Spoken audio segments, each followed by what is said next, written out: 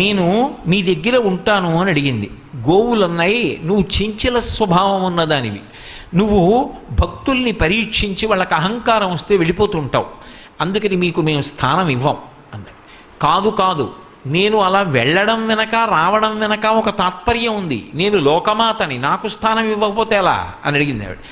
అడిగితే అవన్నాయి, మా పేడ ఎక్కడ ఉంటుందో అందులో ఉండు, మా మలస్థానమునందు నివాసముండు. అందుకే గోవు యొక్క పృష్ఠభాగం ఒక స్థానమైంది. నేను చెప్పట్లేదు, వ్యాసుల వారు భారతంలో చెప్పిన మాట.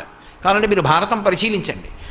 గోవు యొక్క వెనక తట్టు యందు లక్ష్మీదేవి ఉంటుంది. అందుకే ప్రతిరోజు ఒక్కసారైనా గోవు వెనక తట్టు వంక చూసినవాడు, గోవుకి ప్రదక్షిణం చేసినవాడు, ఇంటి ముందు గోవు వెళ్ళిపోతుంటే గ్రాసము అంటే చేత్తో ఇలా కాసిని గడ్డి పరకలు పట్టుకుని ఎవడు పెట్టాడో వాడు సాక్షాత్ జగన్మాత అయినటువంటి లక్ష్మి